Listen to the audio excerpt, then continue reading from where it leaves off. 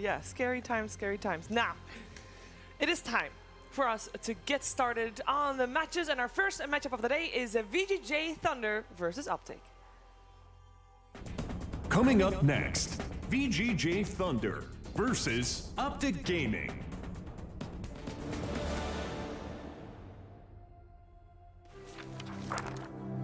Peter looked pretty buff there. Buff. His neck was very strong. I like the facial mustache. Peter got rid of that, thank goodness. That was my favorite Peter look. He's still bringing it back every now and then, and we're like, please no, Peter. Yeah. He knows. All right, let's start with VGJ.Thunder because we've actually not seen them for a little while. They have been not present, and in the last 3 events that they were at, they got second. All 3 of them. Well, they got second, but they weren't. That's great. Starladder field, right? Not necessarily the best field, and especially if you look at the teams that they beat to get there, and it's that they got thoroughly outdrafted in that final by Optic, and it's a warning sign, right? When you look at VGJ.Thunder, they are 38 and 39 since March 1st. They're one of only 3 teams here, the others being Navi and Infamous, to have losing records over the last 5 patches. They did get second at the Bucharest Major.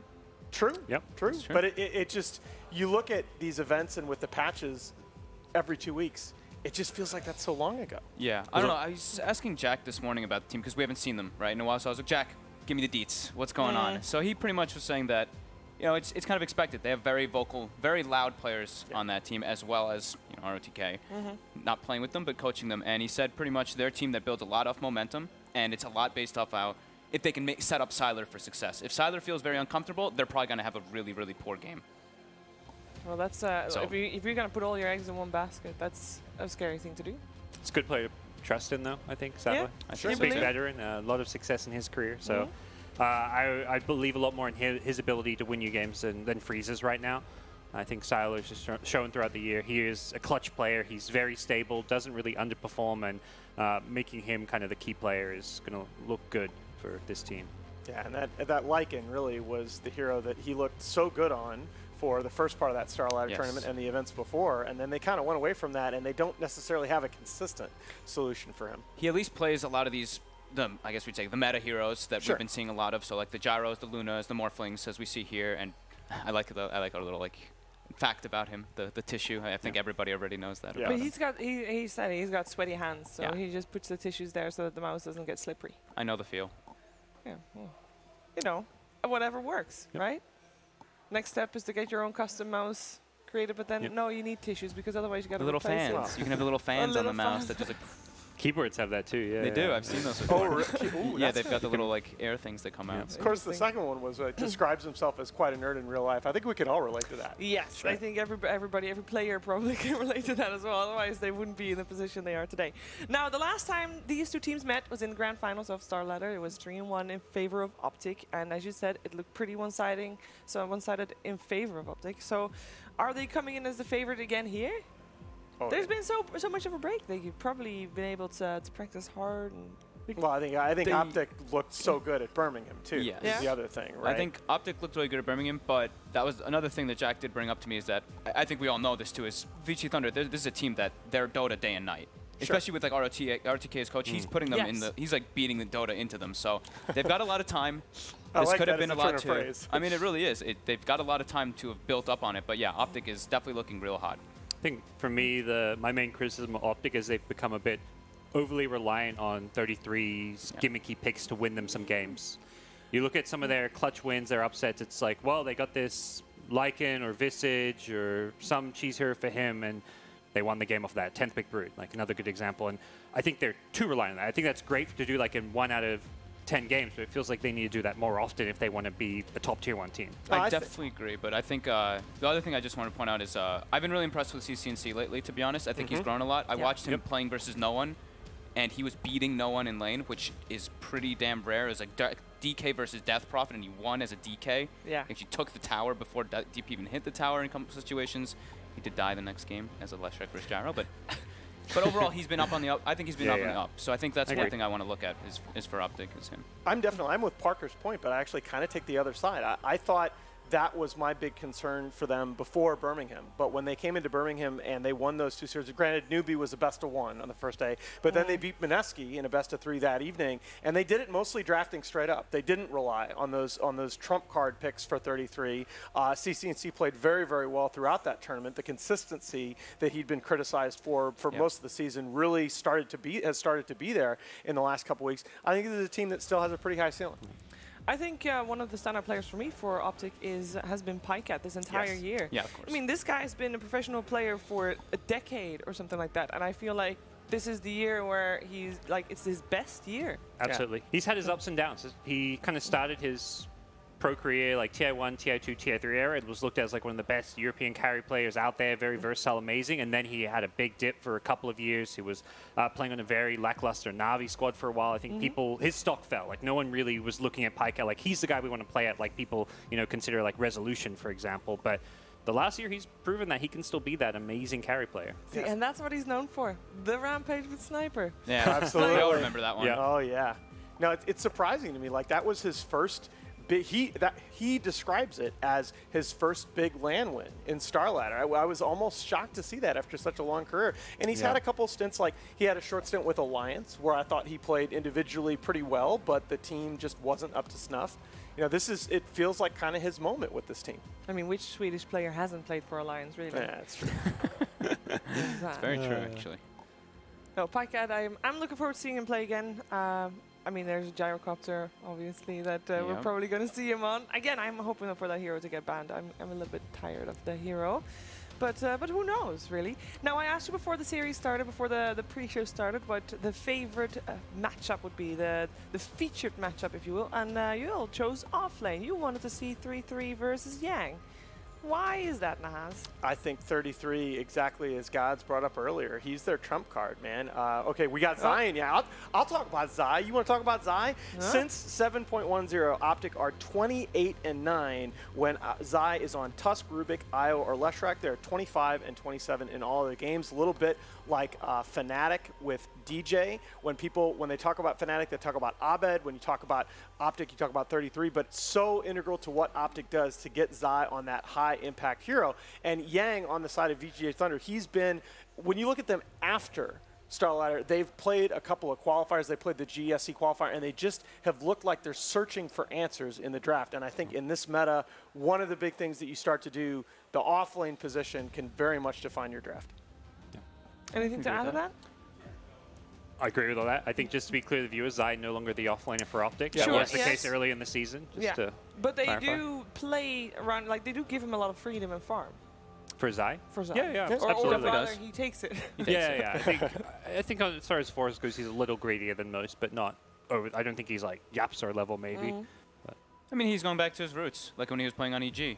Yes. When he was playing from EG, he was like this super greedy 4. Now he's been a little bit less, but when he can't take that space, he's a player that can use it. Yeah, but at the same time, you'll also see the occasional game where he'll play like a very sacrificial 4-position clockwork, for example. I like the fact that it's a little bit more varied now when you look at his game. You liked his sacrificial clockwork. I was very 50-50 because he had some games where he owned and some games where he really fed. Yeah, it's true. The clockwork's he's always been one of those heroes. Even when he's offlane and he gets farm, he's always one of those heroes that his stats either look awesome or terrible depending on what the rest of the team does. That is very true. That is very, very true. Now, there's one matchup we haven't really touched upon, and I think actually that was my featured matchup, but they didn't want to go with that. it is DDC and PPD. I mean, that is my one. favorite too. They're two veterans. DDC's been around forever. This guy is the 5-position support player. He is the epitome of a just 5-position player.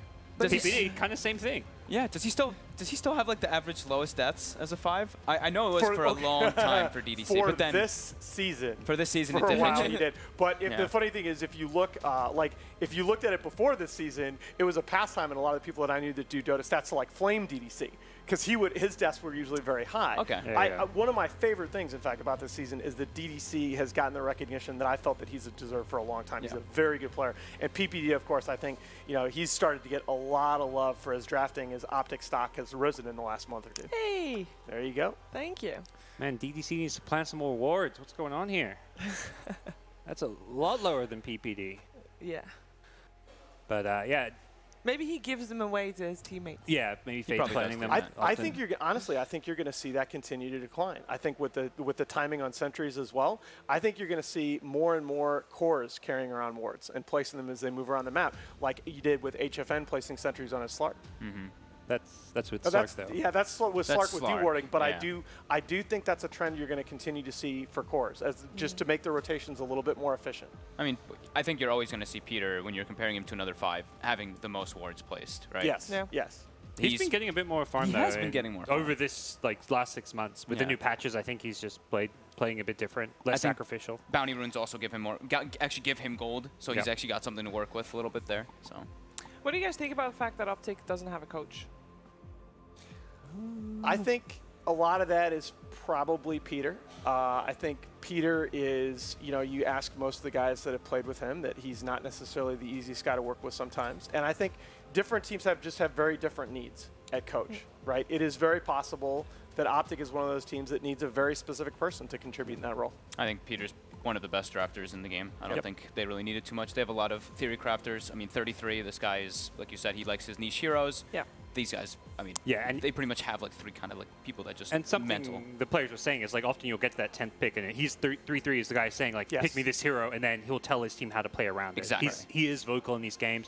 Pycat, he coached DC when they got second place at TI, so he's obviously got a great mind of his own as far as approaching the game goes. So doesn't feel like they need a don't coach. need it? Not right now. Because PPD in the past did work together with SVG and also with Boba. With Boba, so yeah. it's not like he's I think they'll unable pick to one have up. one. I think they'll pick one up before TI, if not only just for the mental role, just for somebody to be there a little bit more for support purposes. I don't think this is a team that's ever going to have a coach draft. I know they have asked some people.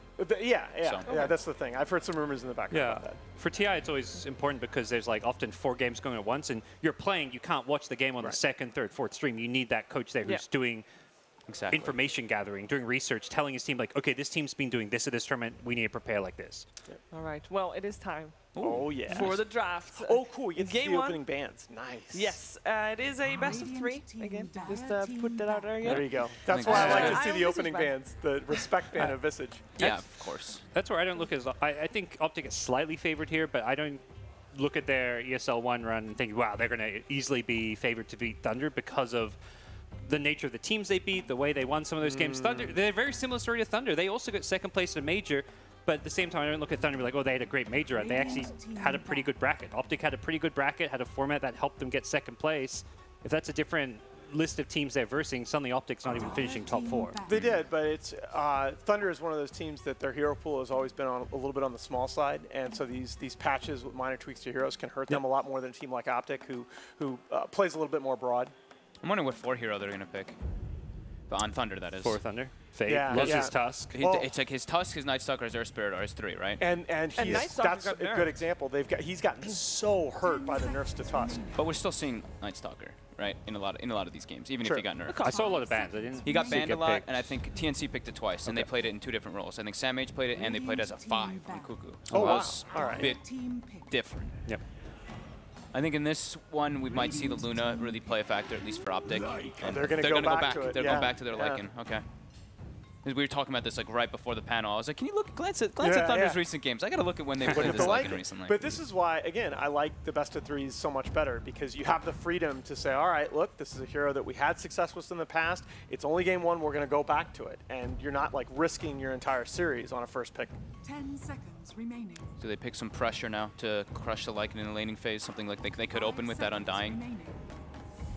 I think you can go Clockwork. Clock- I mean, Clockwork feels a little bit risky against Lycan because you Yeah. get trapped in there with all the minions, but You scout the Roche is one nice thing that Clock always Yep. does versus Lycan.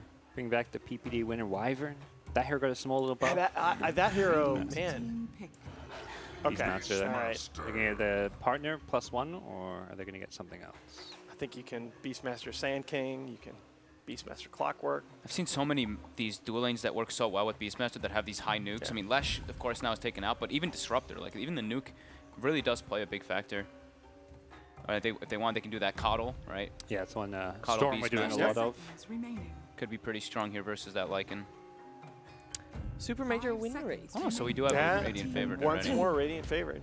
There you go. Ooh, I like this. There's the Fatal Bonds against the Lycan with all the summons. Yeah. It's just so easy to get good damage output out of that.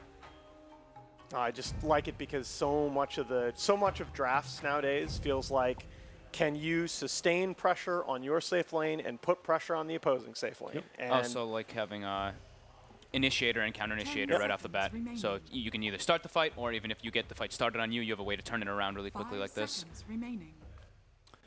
Thunder do play the Lycan in both mid and safe lane. Yes, they do. That's, I think, unlike some teams who run exclusively safe lane, we'll see Thunder wait to pick up their other kind of core hero later on in the draft because they want to leave that flexibility.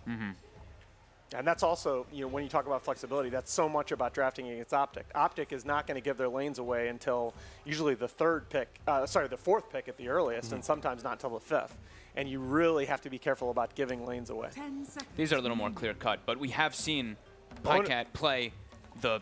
I don't think I've seen him play the Beastmaster, but I've seen him play the Axe and like all these other heroes. They've shifted him onto a Night Stalker in Night Birmingham. Stalker, yeah. Well, that was when they had those 33 heroes. The specialties. Right? Yeah. Right, Yeah. but it bears mention because that's something. It's not just about 33 being on a trump card hero. It's about putting the other team against two other lanes that they don't expect in the draft. So Thunder looking like a pretty heavy push already coming out from them. Yep. Radiant team ban. I think that the value of Jakiro has increased a lot now that LGD's shown just how good that hero can be in locking down the safe lane as well. It's not just about the push anymore. I still think Optic can go for Coddle. I think even Coddle Warlock. I mean, you already look at Thunders and their full push. I mean, Coddle Warlock might be a little awkward, but it'll give you that. And blinding, I mean, it'll give you that deep push always versus the push, and Blinding Light is like one of the best abilities. Mana Leak as well versus Lycan. Are they a team that plays the Warlock with the Beastmaster in the offlane at all? I've seen a few teams do the Warlock offlane. That's true. Yeah, it can be. They do like that Beastmaster Coddle combo. I'm looking back and I don't see that they've run Coddle Warlock as a support duo, and that feels a little bit vulnerable. Yeah, I just feel like that's they're gonna true. run out of disable. Like they don't have enough disables to justify that. I also see the Night Stalker ban, and I'm like, they're trying to control vision in the game. Fair so enough, that's why I'm like kind of leaning toward it. But yeah, it does set up for a little bit of awkward between the two supports. Yeah. Dire team I like a Sand King. Okay. And this is another staple, something that Optic have been doing a lot in the last couple of months. They tend to pick CCNC's hero, like a tanky, something like a Dragon Knight, Death Prophet, Razor within the first 3 picks. And the default is that hero will be mid, but one of the variations, again, when you pick a 33 hero late in the draft, they'll move that hero into a side lane. And CCNC's been very consistent playing your DKs, even your Kunkas in side lanes in the last few weeks. I love DK versus Lycan because you're this hard lockdown. You're shapeshifted, you get stunned for this extended duration of time during your ulti. Breathe Fire, damage mitigation too against all of those summons and things. So this is a hero that in most of the Chinese drafts, if you pick a Jakiro in the first phase, is going to get banned going into second phase. So this is a combo. Jakiro is going to max out Ice Path, and you do have that song, but you got to play around the cooldown. You got to watch out with your song disengages versus Warlock, though. That is the one big thing. Warlock can mess up your entire combo if he's in a good position. 10 seconds remaining. I still like Coddle. With the Dragon Knight, really I mean, they got the extra disable, That's why so I'm they going might. for it, yeah. But other options... I mean, if they go for it, would they pick it up now?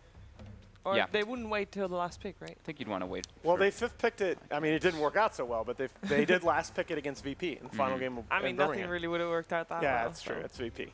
So also be thinking what's going to be the Pycat hero now. At least what are your different options? Since you may not want to pick it yet because you can save it for last pick, but I like Troll Warlord a lot. If you go Troll or Luna, like that's some push. I think depending what offlane Thunder throw your way, Morphling is amazing this game as well. Elder Titan. Okay. Another hero that can disrupt the combo from a distance, the Naga and Jakiro. Yeah. And this is now now they've got a lot of ways to get vision right inside the pit if they are trying to go for it. Spirit as well as the Hawk. We've got a lot of team fight coming in there from Optic now. And very solid lanes. 10 seconds Beastmaster remaining. ET that's pretty scary. 5 seconds remaining. So I think, Luna or Troll for Optic. I like the Troll a bit more, even though it's versus the Naga, which is a little bit annoying. Slark. And boy. they're kind of at that point where they can now decide where's Lycan going. Since they're going to pick 2 in a row, they decide Lycan mid against DK. It's going to work out fine. So that concerns me because Optic can so easily 5th pick Spectre. Like you have, I know that there are mixed feelings about the Spectre versus Slark matchup, but you have so much push and tempo control from your other 4 heroes. I don't think Spectre is at all good against those cores, though. Can't they Luna, Troll, or Bloodseeker? Bloodseeker looks Bloodseeker. god. Oh, Blood. Yeah. Never Versus mind. Lycan Never and mind. Slark, right? Yeah, Versus yeah. both of them. It Never looks mind. incredibly good. How is VGJ.Thunder going to lane this? Is this one of those offlane Lycans? Lycan mid. Probably mid. Yeah, Probably mid? they're not doing questionable stuff like VG Gaming, sending I mean, it's Lone the same Druid and Lycan organization. offlane like that. Yeah, I don't think you can That's protect dubious. both Lycan and Slark in the side lanes. That's just Yeah. so much to ask. Thunder, what's Yang want to play here? I think we're getting the Bloodseeker, dude. If they don't ban I think it, it might happen. if VGJ don't if VGJ don't ban it, I think I know they're screwed. I've seen Optic playing it in pubs too. So This is just a disgusting Bloodseeker game. I mean, he can get beat up 1v1 against Lycan, but if Lycan gets all the minions on him, but in 8 laning armor, phase, man. in 8 laning armor. and in laning phase too, it's pretty. You're gonna be applying pressure to those side lanes. You got to imagine Thunder thinking about it because we saw 2 Bloodseekers dominate Probably. yesterday, Yeah. and were both against Slark? At least one was against At Slark. least One was against the I Slark, didn't yeah. get to see the second 5 Bloodseeker game seconds actually. remaining. I want to say it was both games against Slark. I think so. Was Once it- was against the the- Gyro mid, once against the Death Prophet Okay. mid. Crushed the lane. Crushed the lane, Wow. right? Yeah. Yep. Yeah, I mean, with so many fewer mid rotations in the last Yeah. month or so, I mean that Bloodseeker in lane. The main concern is you're playing it. I don't like it with like a Dragon Knight. I like it when your mid hero is kind of the X factor hero that's going to win you the game because Bloodseeker doesn't really carry games. Yeah. Even when he's a great pick and counters your enemy heroes. He doesn't, but their push is so good, and they can high ground with that team. Yeah, That's they fine. can. It's more they don't have that really good scaling hero who's. I, mean, I guess you've counted the Slack who is the scaling hero of Thunder, so Yeah. maybe that doesn't matter as much. Yeah, I mean, I really like Bloodseeker or Troll for Yeah. Optic. I think those two fit incredibly. You don't well. like Morphling here? I think Morphling's still very good. I think Depending Morphling's on what Thunder pick, because you don't know Okay, the lane depending, yet. yeah. If you see a lane where you can kind of bully and win your lane, Morphling just feels like an amazing hero. It's just less the tempo that I think Optic want to play in this game, though. How do they kill the Morph though? Yeah, You don't. It's- you have Ice Path. Yeah, Ice Path. Yeah. their That's fifth it. pick needs to be the Morph solver, but they don't know a Morph's being picked, and Take a lot of time. They Bloodseeker banned it. ban. Yeah, they were Yeah. they were definitely thinking about it a lot, considering. That is not. Morph feels even better now. Yeah. Okay. Why does he feel even better now? I mean, it's not a hero that's going to pressure him in Yeah. lane. It's not like. I mean, I don't know Yeah. what does. Like a Doom would maybe be a bit more problematic. Yeah, I thought they Yeah, were gonna. I thought they were gonna pick. They did 5th ban the Bloodseeker, of course. Yeah, but I thought I they were like- gonna pick something different. But now that I see the Omni, I like more for Luna now, more because Yeah. Eclipse, you know, you have damage always to go through the Guardian Angel as well. So more for Luna. I guess they could still do the Troll 'cause it's good versus the Lycan, but it's not great versus the Omni in the grand scheme of the game. Still pretty good in the lane though. I think Luna gives you. Yeah, Luna gives you the magic damage that Yeah, you don't Luna really feels, otherwise have. Luna feels pretty cool, pretty good, and they really like that hero. I mean, the only thing is that against a Lycan, you get that Eclipse damage split against so many minions, but It's true. still. Yep. I think we also may see the ET secure safe lane, I guess, rather than the Warlock. They could send Warlock up into that offlane with Beastmaster. So Luna, Troll, Morph, and I can't think of one that's as good as those three. I don't like Spectre. I Honestly. think it's too slow. That's See, I think you could play this game with Spectre just because I think Spectre can haunt and be in on every kill. But I mean, you can literally. That's the power of the Warlock is you can run literally anything in a same plane with a Warlock, unless they have just a sick aggro Yeah. duel, which they really don't. You want a carry that's going to match up well against your opposing team's cores, the- though. Okay, the Luna. Yeah. Yeah, That's that what was we the were other. thinking. That was the other hero I mentioned with the Spectre. Yeah, Yep. that's- just gives you that strong lanes, gives you push, works well with the majority of the heroes. It synergizes as well. Yep. Yeah, Gives them a good Roche. I Looks think. like a pretty good draft for I Optic. think this is a heavily favored Optic draft. Yeah. The Slark does match up well against Luna, as It far does. as cores go. So does Lycan, right? Lycan can just pierce through and get on Yes. top of the Luna. But I just don't know how the lanes are going to work. I think Optic are very favored in the laning phase. So So everybody's going for Optic? Anybody for Thunder? 2-1 Optic. Hold Yep. up Kind your of hand there. repicture the drafts. I think Silo with Lycan. I actually don't think the lanes are too bad for Thunder. I'll go with the You're VGJ going Thunder with for Thunder. game one. All yeah. right. Great. Nice. We have some variety. I like No that. panel curse. I like Optic's draft. Yeah. I think they got pretty much exactly what they wanted. So Apart from maybe the Bloodseeker. Yeah, maybe they didn't want that one. But Luna still fits pretty well. Wow. All right, at least we have a little bit of split on the draft. I'm curious to hear how our commentators are feeling about this lineup from both teams. So let's head over to them right now. It is Trent and Zayori.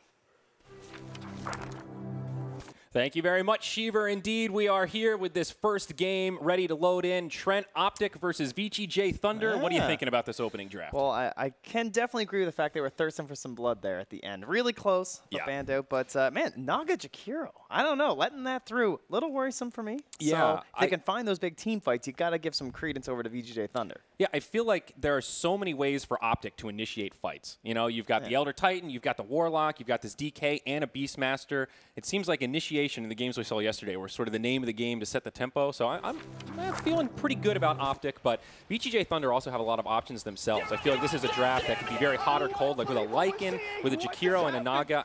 They could just win a couple of early fights, and they're taking objectives early on. Yeah, I think the thing to be concerned about will be you're going to be watching this battle between the Warlock coming down with the ultimate in comparison to the song from the Naga Siren, as well as kind of like this lurking Slark in the back line. So if you're going to be pushing, trying to put on some pressure with this Dragonite and this Beastmaster, you got to make sure you got some sentries behind you, and you got to find out where that Naga Siren is. If she comes in with like a 3-man, 4-man song, and that leads into Jakiro setup, Omni Knight's going to be there ready to back everybody up. Suddenly the fight's a disaster. But the same way, if they don't know where that Warlock is, if VGJ.Thunder try and create that turn and suddenly the Chaotic Offering comes flying down, then it goes right back the other way.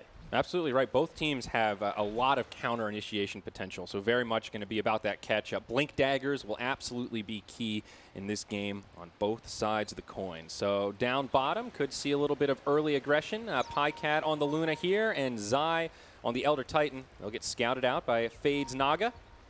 So far, no right clicks traded. Standard build from Yang, the triple mango, stout shield, double tango. Trent. Gotta love it. You don't even have to think about items anymore in the off lanes. Yeah. Piece of cake. All about the regen. So bounty runes, looks like a little invasion. They'll go 1-for-1 down bottom, and up top, PPD and 33 invade. They'll grab that bounty, and it looks like it'll be Optic that find the advantage. Still one standing, but should be easy for our Radiant squad to just go back and pick up. Looks like top lane, they're going to take advantage of that lack of creep aggro. Yeah. Get a little bit of damage in there.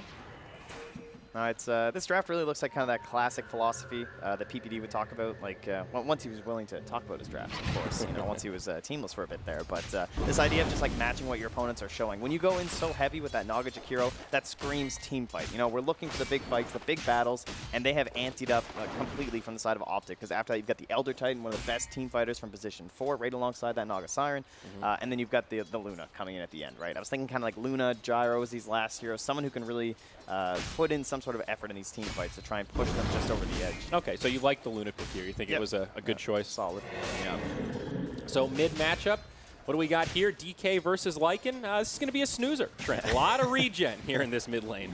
Yeah, not all that exciting happening here. So without we'll rotations, mainly be focused on the side. Yeah, pretty unlikely that we see a death in this lane. Certainly before level 6. I guess that's when the potential comes onto the table. So, yeah, our I guess key player here, I think, for a lot of spectators, 3-3, of course, discussing the various heroes he's been pulling out lately, his threat during the drafting phase, and in this case, he's going to have that Beastmaster here. So doesn't have the classic pairing of maybe the Keeper of the Light and the Infinite Spam, doesn't have someone as spammable as like the Skywrath Mage, but you got a little bit of defensive edge from the Warlock, but he can be aggressive too. You know, that Shadow Word just spammed over and over on top of you before level 6. We've all seen a Slack. Yeah, this top lane is definitely going in favor of Optic. 33 able to put a lot of pressure on the lane, already with a couple denies. Maintaining a small edge over the Slark. A lot of talk about Warlock so far this tournament. It seems like he's been the hero both from a defensive manner with that Shadow Ward, but also just to break up team fights, big fatal bonds. It's been a key part of this tournament so far. Bottom lane now, Fade and Zai trading right clicks, and they'll just head back to the lane to very beefy supports. Yeah, 7 armor already for Naga Siren. Yeah. So no natural order or anything there for Zai. Not going to have a fun time in that battle. And Pycat also not really farming as well as he would like down here. Omni Knight able to stay pretty forward in the lane. Now back up top. Initiation onto PPD. Dual Breath connects on 2. But right away, Optic strike back. And as the fatal bonds come out, VGJ.T have no choice but to back up. Now, bottom lane. Oh, the Courier. That's a dead Courier, baby. Fade picks it up. Only 20 seconds left there. Very nice place. And you don't get to see too often on our side. Will he pay for it, though? That is the question. Yang comes in with the heal. Going to continue to trade right clicks onto Zai. There's the Spirit. Highcat with one more Lucent Beam, but doesn't get the auto attack. Instead, they turn onto Yang. He'll have a Purification in a couple of seconds. 8 stick charges. It seems Fade will get away with this. But now Yang, he gets low. There's the heal. Fade goes back in with an Ensnare. A lot of damage exchanged, but Optic still unable to draw first blood. Yeah, I think Pycat had the movement speed edge, but I think he knew he was just going to pop the stick, so he'd rather just get like 3 or 4 more right clicks on the Omni Knight instead. Yeah. It was a good read. Maximize his damage output there. But Slark and Luna farming relatively evenly. We said a little bit behind the mark if they were free farming. And in the mid, Lycan is starting to pull ahead a little bit. Sylar up by about 5 or 6 CS. And just so much damage to start this game. I mean, having the 88 wolves. and a Quelling Blade. Yeah, having the Wolves also helps. Certainly. Keeping away from CCNC here. I guess when the Soul Ring comes out, you can spam that Breathe Fire a little more. Maybe slows down the Lycan. But for now, the advantage is going the way of Optic. Yeah, and then we'll be looking for like the Helm to come out on the Lycan, and then he might make a rotation at 6, and CCNC then has to make a choice. Is he going to go and try and like mirror that rotation, show up for the fight with the ultimate, or does he just want to like solo push, try and knock down that tower early on?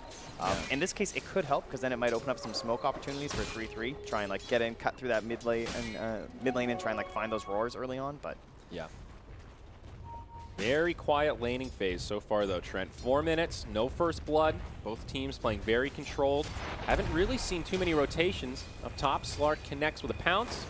But again, no real follow-up, no threat of a kill. Like, look how far in he is in this. There's no way to punish this at all. Yeah. Not really a good sign, I would say. Now up top, those axes actually doing a lot of damage. Freeze only level 3, trying to put the hurt onto 3-3, but the heal from PPD will allow him to survive through it. Again, a lot of damage back and forth.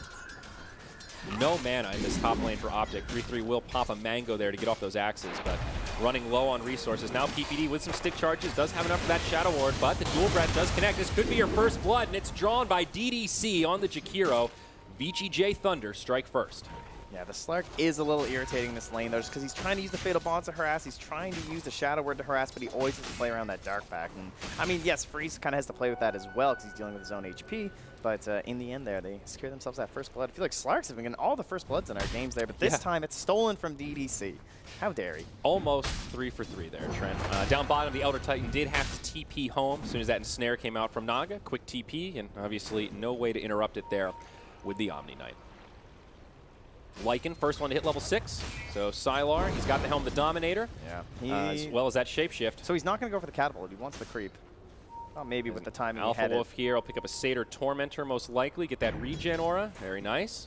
Hard to convert the level 6 kill, though, without the additional stun. But they are going to look... They're going for Snare. Jakiro has level 2 Dual Breath. No Ice Path. Let's see if they've got the damage. And Snare expires. The right clicks continue. And, oh, yeah, they've got more than enough. CCNC will take a tumble. And that makes it 2-0. 2K net worth lead for VGJ. Yeah, it helped with Jakiro easy. He knew he had no help there. He didn't even go for the ultimate. Up top, Freeze. Whew. He lives, but there's a lot of Fatal Bonds there, though, so he has to do some math here, and yeah, he decides Dark Pact's worth it. Yeah, but a great call from VGJT to put all these resources mid, because DK is usually the one that's going to pressure your tower early on, but now they're the ones putting the pressure on the DK's tower, and of course, stalling that momentum of the DK does extend this window where Optic have one less initiator. That's pretty scary. Yeah, and as that wave pushes closer to the tier 2 in the Radiant lane, it just gives them so much more advanced warning from when DK wants to commit for that mid tower, and that means he'll have time to rotate, and so they can still play aggressive in these side lanes without conceding too much to CCNC in the mid. Another 2-hero Dual Breath up top. Looks like they're going to go for 33. The Liquid Fire connects, and Freeze connects with a pounce. Right clicks are there, and nothing the Beastmaster can do. 3-0. And down bottom now, Pycat finally gets up on the scoreboard. Will finish off the Naga Siren with a Lucent Beam there. And Clips popped as well, so we spoke too soon. They found their kill. And as well, PPD now left behind up top at Warlock. Pretty easy to pick off when he's all alone. You're talking about that box in the games last night. You leave the box, you run the risk of getting picked. Now back to the bottom lane. Omni Knight set up with the sleep from Elder Titan. Pycat very low on mana here, so not going to be able to secure this one. Yang will live. Yeah, a lot of the success for Naga Siren lately, especially for FY, specifically when we're watching a lot of their games, it comes from giving some space to that Naga Siren early. So they're going to do the same thing here from VGJ.Thunder. and let Fade have the mid lane because Lycan, he can just rotate into the jungle. I mean, you have the Helm, you can do Ancients at this point, you know, like level 7, not a problem. You can get so much gold so quickly, but Optic know this as well. That's kind of been a hallmark for them as well, of course, handing that over to 3-3. I mean, that guy, he's a sleeper carry. You know, you put that guy on Lycan, it's ridiculous the rotations he's making, how quickly he can get farmed. Who do you think has the late game advantage, if there is one? You know, if things stay relatively even to that 30-40 minute mark, do you think one team will start to pull ahead later on? I feel like it still just goes back to the idea of the execution. It's so much about the trading back and forth in these team fights as to who's coming out, like, where's the song and where's the Warlock ulti. That's kind of like where this game's going to be going. Yeah, a lot of power in those two heroes alone to break up team fights and completely turn the tides. But now we've got a dual lane mid. PPD has rotated in to try to help CC&C a little bit, and Fade has reacted accordingly. The level 4 Naga Siren helping to support Sylar's Lycan. He's over 1,000 gold ahead of Luna at this point as well. Yeah. Kind of waiting for Pycat to just get online and get his first item. He's still just sitting on the brown boots and the ring, trying to get in towards maybe a Mask of Madness. And at this point, though, it feels like there is going to be that pressure from VGJ.Thunder where he's going to have this Mask of Madness on Pycat. He wants to rotate through the neutrals, and they're just kind of going to be in his face. Yeah, this Omni Knight seems to have been a really strong pick. He's had a lot of presence in the lane. Actually, only a couple hundred net worth behind the Luna. So it's not making Pycat's life easy. In fact, Pycat has to TP home. He's picked up the Morbid Mask now to go with his brown boots. It's like Zai could be the one rotated on. This is a smoke. And Fade goes charging on in. Wants to hang on to that ensnare a little bit. Tosses it out, and it's a dead ET. Easy kill on the bottom, and now they'll start chipping away at that tier 1 tower. Yeah, instant ping from Zai saying, go mid. CC, try and get some pressure on. Fortunately, he doesn't have the ult. Yeah, he had used it to farm when he came back, and maybe to try to pressure a little bit. It will be up, but this bottom tower falling very quickly. He's not even going to make it to the tier 1 mid by the time that bottom tier 1 falls. Yeah, I mean, Yang just leaves right away. He knows like he can clean it up. Yeah. So things falling apart here. That is all space for Luna starting to fall. And yes, Luna can still farm. And yes, she might even still keep up. Like once she has this one item, she might just catch right back up to the Lycan. But she's going to absorb everything from her team if they get boxed into that northern part of the map and just kind of like stuck here when you start to lose control of your Radiant jungle. And Luna, yes, she keeps up, but that's when the rest of your team's going to suffer, and then VGJ.Thunder are just going to be spread everywhere getting that gold. So currently, I feel like their trajectory looks amazing for VGJ.Thunder, but they do get that little bit of a response up top in the tier 1. Yeah, the other problem with the Luna in this current position where she's not really that leading farmer is she doesn't really handle split push in the early mid game that well. You know, she's a 5-man hero. You want to get that Lunar Blessing on a lot of heroes. You really want to try to clump up and knock down towers as 5. And I don't think VGJ are going to take the bait on that until they're totally ready for it. I think we're going to see more of this kind of 4+1, 3+2 just to make room for this Slark until he can get his core items up, because he is the kind of the weak link on the Dire right now. He's the lowest core in terms of net worth, and he needs some help to recover. And he's trying to get that space up here, but they're looking for the roar kill. Rotation coming around the other side, though, from VGJ.Thunder. Zai's the one initiated on by the Jakiro, and now Lycan with a repel. Yeah, he's going to run in onto Pycat. Having trouble locking onto the target, but there's the ensnare from that Dark Troll Summoner, and Pycat running low on options will get finished off. On the backside, Zai goes down, and now they find 33 in the tree line. They'll chase him down, and no options for the Beastmaster. A 3-for-0 clean sweep for VGJ. Freeze even survives. Oh boy. Yeah, very nice read there from VGJ.Thunder. They had a little bit of vision there inside their own jungle too, so kind of scouting out what they were up to. And they make that perfect wrap, and they're going to turn that right into the tower here. But that defense is scary. Yeah, I mean, you've got Zai running up here, but he's still just level 5. You know, you don't have that ultimate yet from the Elder Titan. That's kind of the D that we're looking for. Yeah, this Lycan, 6,200 net worth compared to the 3,900 of Pycat's Luna. The disparity is growing, and Luna in an increasingly dire situation. Slark just a moment ago was lowest on net worth. He's number 3rd. So he's recovered. He's ahead of the Luna, and she's still just stuck on brown boots, Morbid Mask, no treads, no Mask of Madness at 12 minutes. Pycat is really starting to fall behind. Yeah, the supports, like, Fade has just been kind of absent, right? He went down bottom, he's been getting a lot of gold. And meanwhile, DDC, like, he's keeping up with the Naga that's been given, like, a mid lane and a bottom lane for a while now, just because he's 2-0 and 4. And look at this space. I mean, they're probably going to kill him here as he makes it into the trees, but he pulled 4 heroes to the top lane. 2 of them commit for the kill.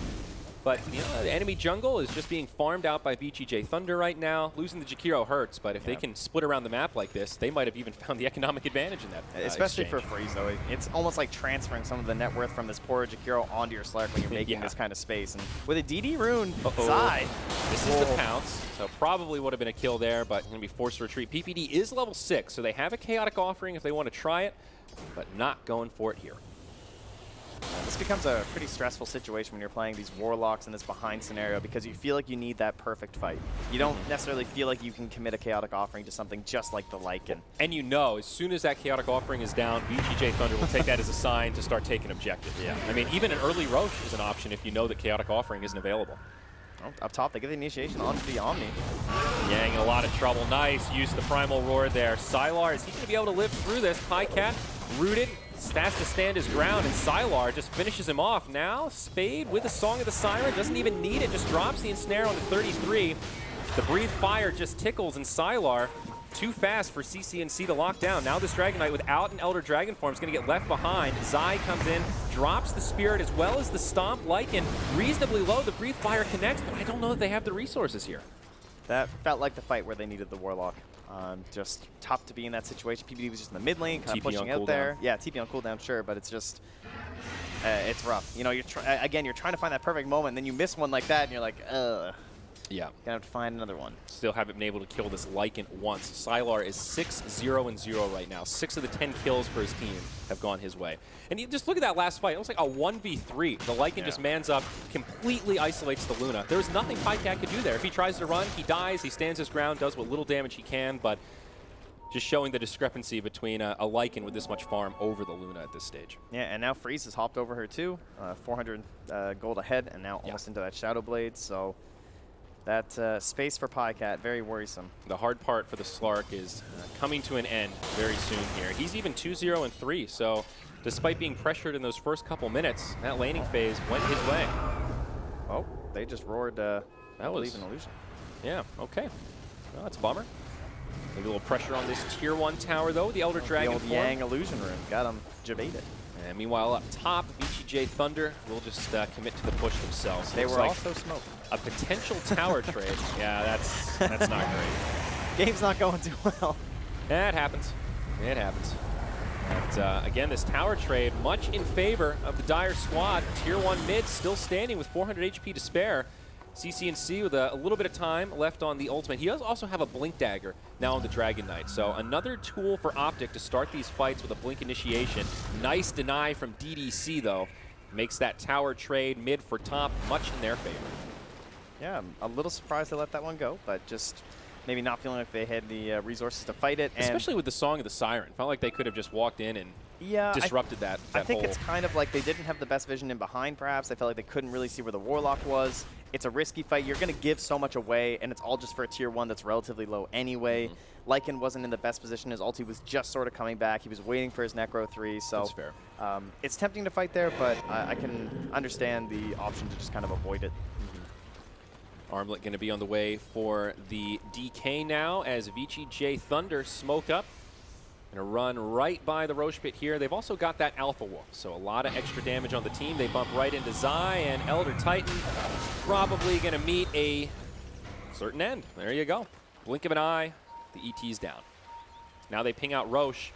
Elder Titan, kind of the king of the Roche pit, very good at delaying things here. The Stomp, very irritating to deal with. Yeah. That is the hero you want to kill if rotating into Roche is your game plan. Yeah, and he ulted so close to the pit, there's no tier 1 top, so immediately inside. And so many teams unable to find really these good Roche heroes. In this game, we actually are pretty good. In fact, we the Beastmaster, the Luna, even like Dragon Knight's nice and maybe tank it up a little bit, but Lycan is just Optic, though, they were moving in towards the pit. They don't get there in time, and now CCNC gets left behind. He's locked down. It's a big chaotic offering, connects on all 5, but there's no follow-up. The GA comes, and all 5 of VGJ.Thunder will get topped off. Ice Path connects on PPD. This Warlock running out of options. Does have some stick charges, but it's not close to enough.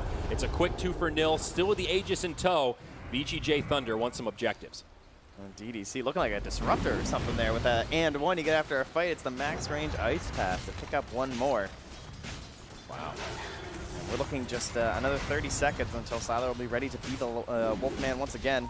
Great chaotic offering, connecting on all 5, but it just wasn't enough. And now with that big cooldown unavailable, VGJ.Thunder going to stay aggressive. They'll get the tier 2. The glyph's already been used. They do back up. Not going to linger around too long. Maybe invade the enemy territory, clear out a couple of neutral camps here. Yeah, they got to push out their top and bottom lane as well.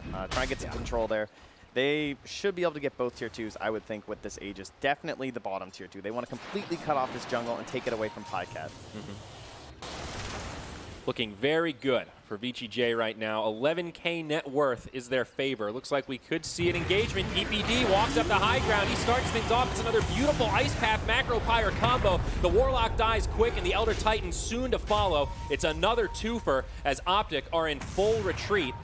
Lycan with the ult. Who's he going to find here? It's a Primal Roar to lock him down, but those Necronomicon units are still pretty darn fast. He's still in the shapeshift. TP out from CC&C gets canceled, and this will be another death on the DK. Nothing 33 can do, but watch his comrade fall in his territory. They have just completely taken over the side of the map. Nowhere feels safe right now for Optic. This is just a classic Lycan snowball game at this point, Trent. Yeah. 15-minute Roche. Now Omni's got a Crimson Guard. First item. I like this a lot. So good against all those summons of like the Beastmaster, the right clicks of Luna. Some glaives. Perfect item. They're already having trouble killing this team. Now how do you kill them through the Crimson? Well, I think Fade there with the tip to PPD is saying, you don't. You know, maybe trying to tip him for an earlier exit, see if we can get this thing going, you know? Yeah. Day dragged on a little bit yesterday. What if there's some more coordinator issues? Why That's don't true. we just tap VGJ.Thunder, this out? they saw those coordinator issues and said, guys, we need to pick some Lycans. We need to end these games quick because we're not playing till midnight tonight.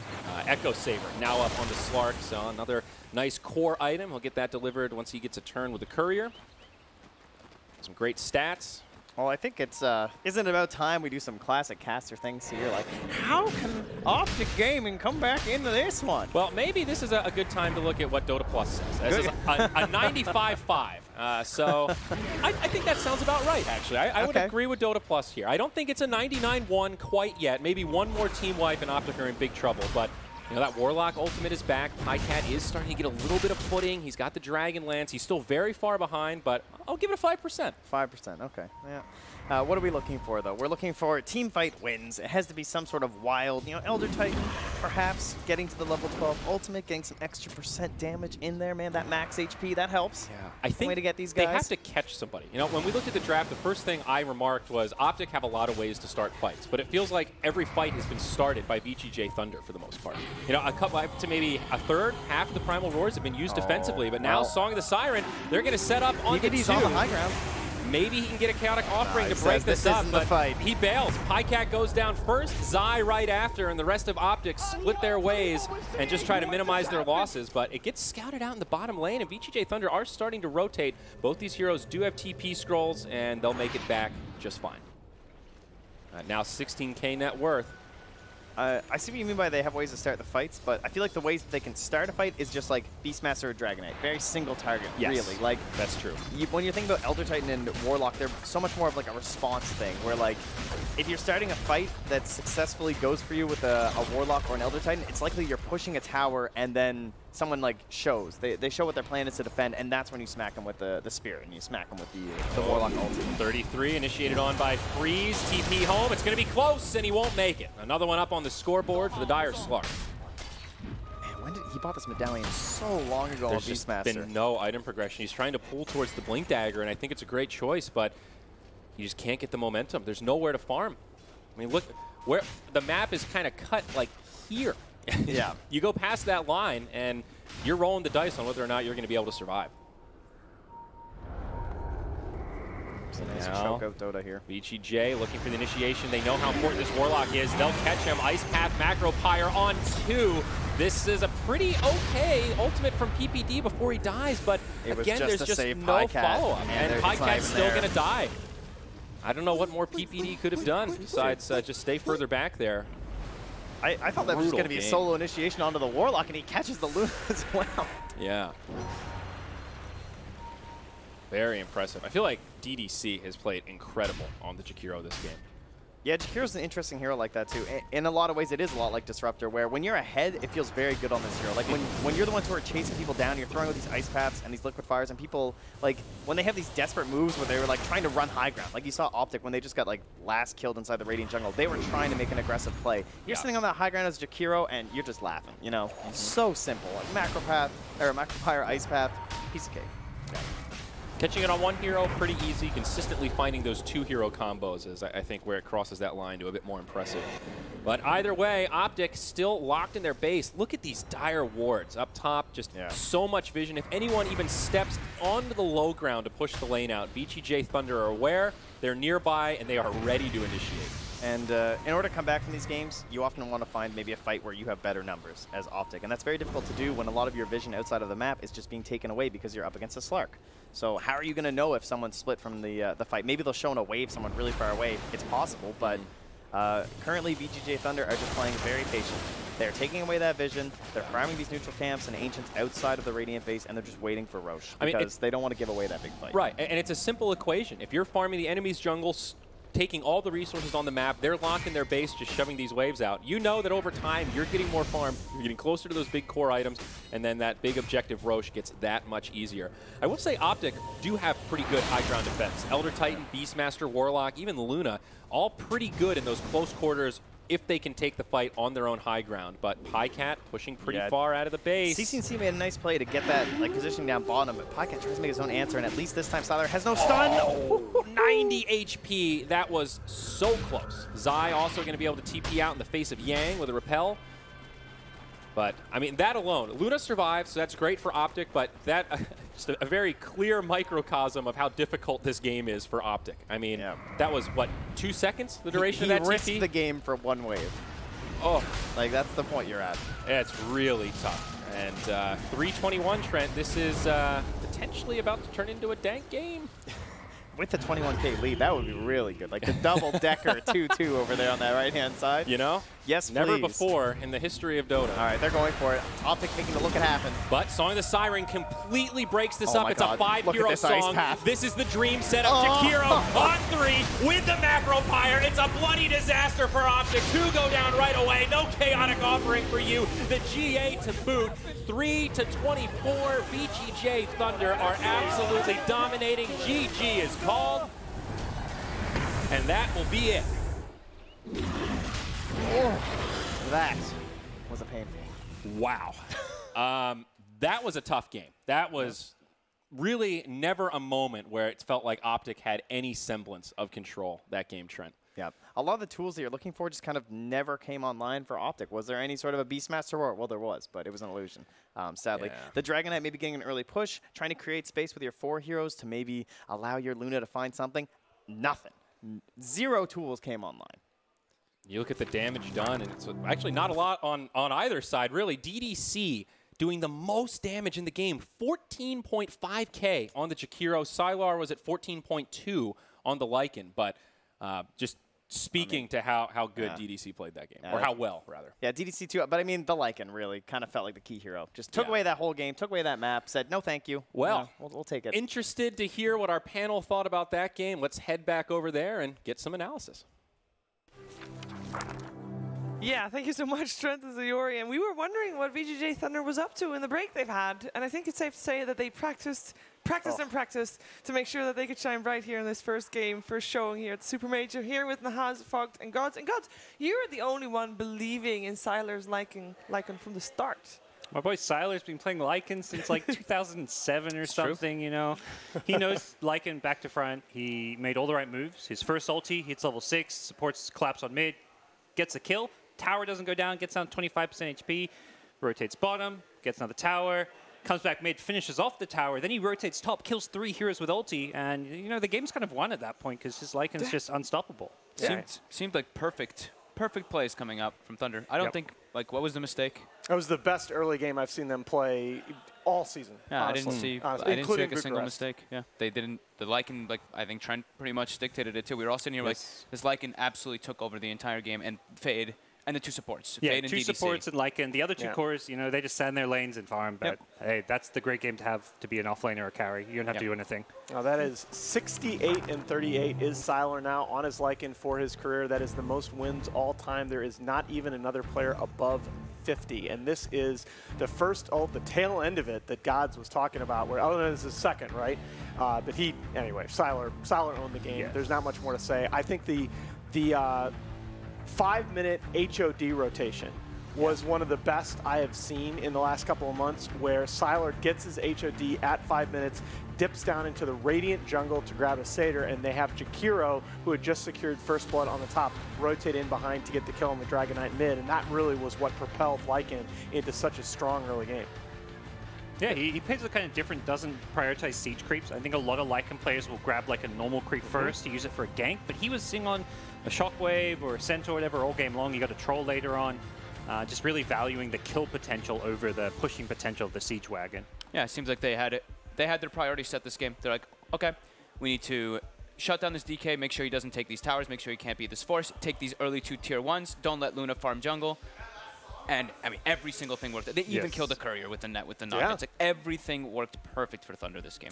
I think where there's this last pick, Luna, we all thought it was a good pick at the end, but you can see where it's a very volatile pick here, because if you lose those early towers, which you're probably going to against a Lycan with that Helm of the Dominating timing, where do you farm? And Luna is not a good matchup against Lycan. It's a very bad matchup if you're playing from behind. It's decent if you're ahead because you've got this team to play around, but that game, Luna just looked like an awful pick. Well, that's what we saw so often in Birmingham, and we saw in all the matches yesterday, that if you can get a team that has these great rotations and can peel off all 3 of the tier 1 towers by 15 minutes. They had VGJ.Thunder had all 3 tier 1s down on the Radiant side at 15 minutes, and then Jakiro denies their own tier 1 mid. It's just not only the gold lead, but the other team is playing on 1/3 of the map for the rest of the game. And you're playing versus a Slark as well. Who can just, I mean, Slark didn't really have to do too much this game. Sure, he ended 7-0 and 4, but he gets so much liberty because they've got all this map control. He just runs around invis. Yeah, and that DDC, we were talking about him in the pregame show. I mean, highest damage in the game. That's actually an insane stat for a 5-position player to have. For a Jakiro, no less. The song combo, the 3-man ice path. That's the dream for any Jakiro. Now, DDC has been, mechanically, in terms of actual play, DDC has been the best 5 position, in my opinion, this DPC season. Yeah. But then, I mean, the biggest standout is still Siler. 10-0-8. Yep. He was the hero that won the game. Yeah. And that's a first pick Lycan. Exactly. That's where I think that loss is. You can't just be like, oh, VG outplayed them and had like a. I mean, I think draft-wise, we kind of thought Optic had a good draft, maybe slightly favored. They didn't play as well as they could have, but they first picked this hero and you didn't address it.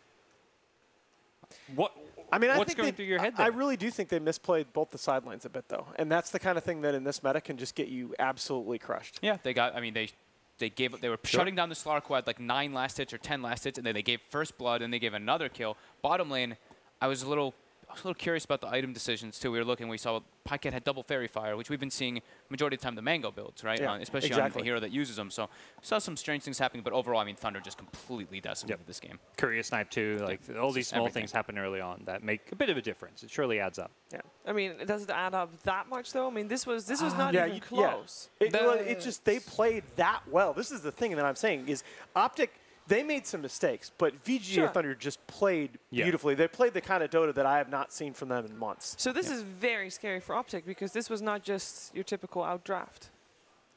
These rotations, you know, they can do that with any hero. It doesn't necessarily matter which. Lycan's a bit different. I think you take away the Lycan, and a very easy answer for game number 2 is ban Lycan, and then we have a different game. Not to say it's going to solve all your problems, but it's a big problem. I mean, we were saying even before, it was sure they took a little bit of a break from it, but it was their most played. They were picking first pick like in like every single game. So I mean, Siler was, like Gods was saying, I mean, Siler was setting records on Lycan at like TI3. I mean, this is not a surprise, right? And it did feel like that, having that hero in the game, everything VGJ.Thunder did right and everything that Optic did wrong was just magnified by the presence of that Lycan. All right. Well, at least this is the best of 3, so Optic has a chance to force out that 3rd game. Let's find out if they can. Before we find that out, though, we are going to take a short break. We'll be right back.